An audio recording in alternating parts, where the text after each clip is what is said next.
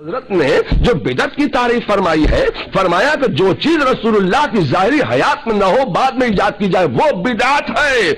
ان سے پوچھنا جب ہم سلام قیام میلاد کریں تو یہ کہے بدعت؟ اب ان سے آپ پوچھئے کہ تمہارے باپ دادا رسول اللہ کے زمانے میں پیدا ہو گئے تھے؟ نہیں ہوئے پیدا، تو ان کا پیدا ہونا یہ کیا ہوا؟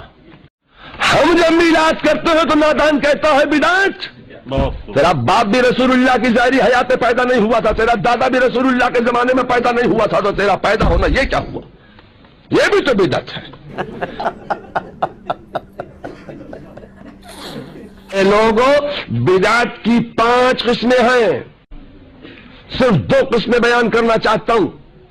ایجاد کیا برا طریقہ تو اس کا ایجاد کرنے والا گناہ پائے گا اور اس کا عمل کرنے والا بھی گناہ پائے گا، اور ایجاد کیا اچھا طریقہ تو اس کا ایجاد کرنے والا ثواب پائے گا اور اس کا عمل کرنے والا بھی ثواب پائے گا۔ یہ بدعت کی تعریف ہے۔ کیا صحابہ نے ایسا کیا؟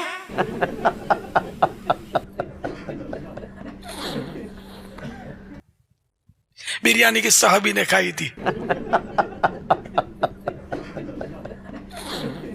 اپنی بریانی ثابت کرو بخاری سے، پراٹھے قورمے ثابت کرو، پیزے ثابت کرو۔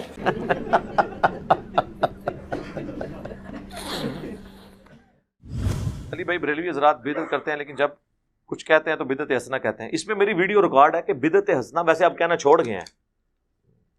ان کے پاس معنی پتا کیا تھا کہ یار کام تو نیکی کا کر رہے ہیں نا، آپ کو کیا مسئلہ ہے؟ ہم کہتے تھے نا یار یہ قبر پہ اذان کیوں دیتے ہو؟ کہتے ہیں یہ اذان دینا گناہ کا کام ہے۔ تسی کہنا ہاں یار ان کے جواب دے گی نا۔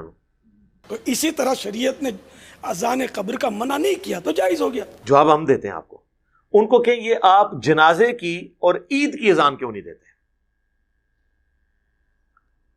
وہ کہتے ہیں نہیں نبی علیہ السلام نے نہیں دی، تو کیا یہ گناہ کا کام تھا جو اللہ کے نبی نے نہیں کیا؟ کہیں گے نہیں، بس آپ نے تعلیم نہیں فرمایا، تو یہ قبر پہ اذان کہاں تعلیم فرمائی ہے؟ پھر وہ کہیں گے ہیں او کرن گے ہیں ان کو دیو نا اذان،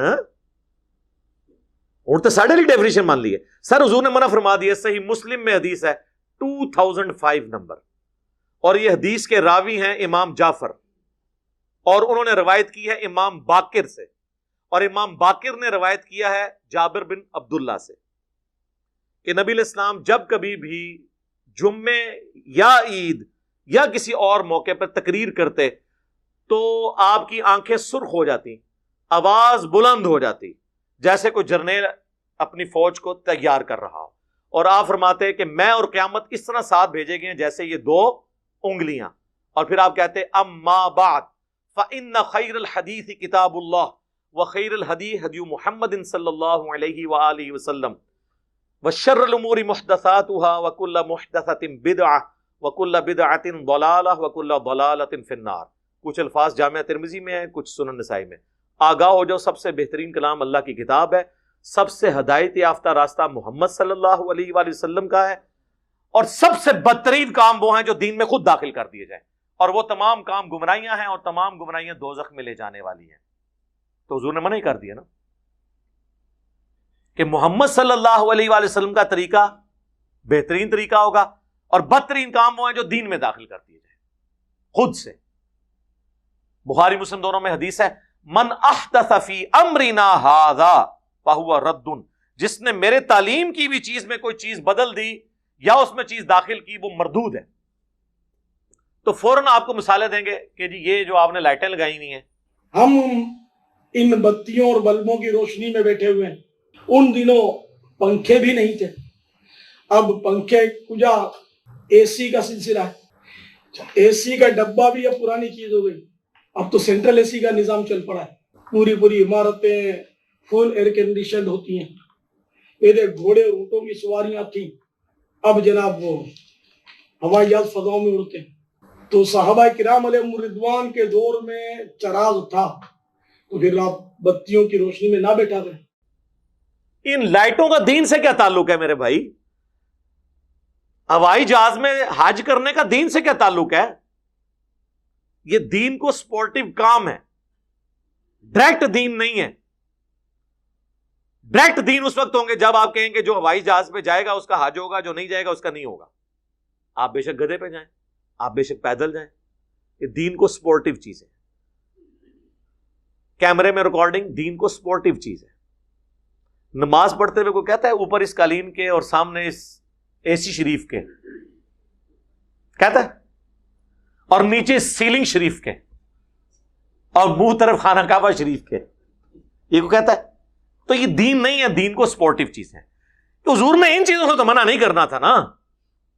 وہ تو قرآن میں آیا کہ اپنے گھوڑے تیار رکھو، سورۃ الانفال میں آیا کہ اپنے گھوڑے تیار رکھو جنگ کے لیے. تو آج کے دور میں جب آپ یہ بات کریں گے تو اس سے مراد یہ ہوگا کہ آپ نے لیٹسٹ اسلحہ تیار رکھنا ہے، یہ تو نہیں گھوڑے تیار رکھنے ہیں. وہ تو جنرل بات ہوتی. تو یہ تمام چیزیں ہیں دین کو سپورٹنگ.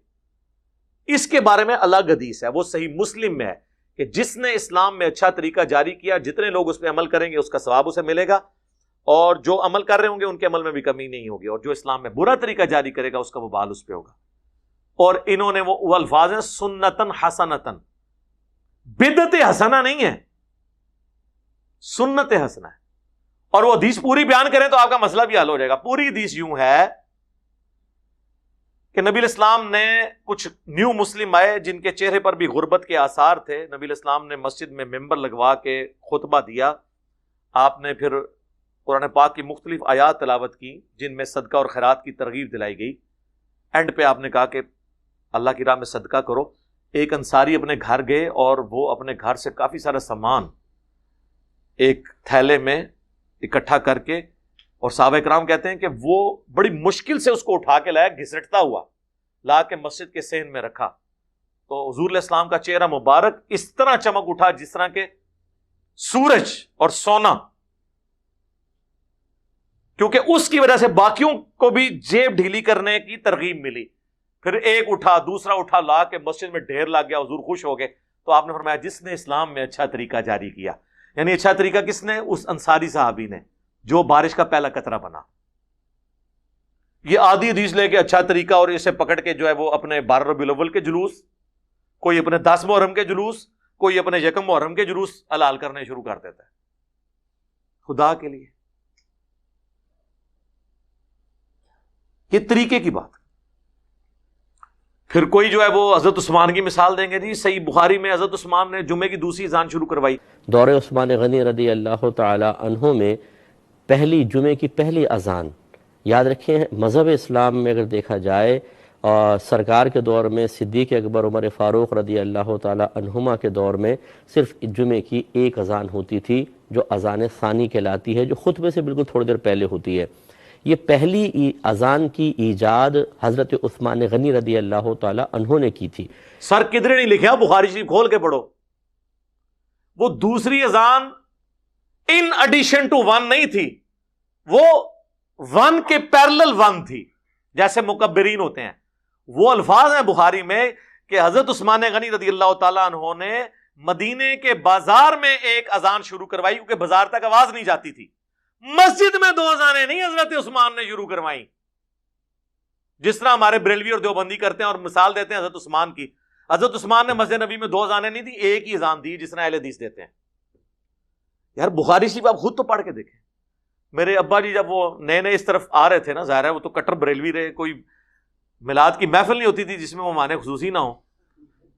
تو ایک دفعہ جمعے کی دوسری اذان کی بات ہوئی، میں نے بریلویوں کی بخاری اٹھا کے ان کے سامنے رکھی. میں نے کہا یہ ذرا پڑھے نا، حضرت عثمان نے یہ جو دوسری اذان ہے یہ تو شروع کروائی تھی بازار میں، جس کا ایکویلنٹ آج کے دور میں سپیکر ہے کہ بازار تک آواز جا رہی ہے.